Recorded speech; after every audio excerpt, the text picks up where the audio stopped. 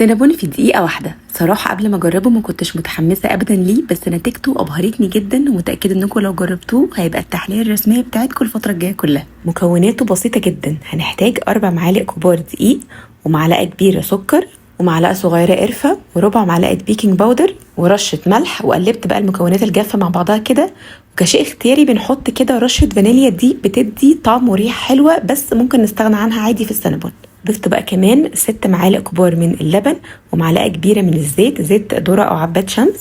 ونقلب بقى كل المكونات كويس قوي بمضرب لحد ما قوامها يوصل بالشكل ده، تبقى زي عجينة الكيكة بالظبط. طبق تاني صغير بقى هنحتاج معلقة صغيرة من الزبدة، عليها معلقة كبيرة من السكر البني أو الأبيض عادي، ومعلقة صغيرة قرفة. وده هيبقى التوبنج بتاع السينابون. زودت بس كده نقطتين لبن عشان نوصل للقوام اللي في الفيديو ده. اي بقى طبق صغير او مج حتى نحط فيه نص كمية السينابون اللي احنا عملناها، وبعدين معلقة من التوبنج اللي احنا عملناه من السكر والقرفة، وبعدين باقي السينابون، وبعدين برضو معلقة من التوبنج. هنحط بقى في الميكرويف لمدة دقيقة واحدة بس، وهتلاقوا شكله وصل زي الشكل اللي في الفيديو ده. مش قادرة اقول لكم قد ايه هو هش من جوه. ممكن تاكلوه زي ما هو كده، او تحطوا عليه صوص شوكولاتة او اي صوص تاني كراميل او اي حاجة، وبالهنا والشفا.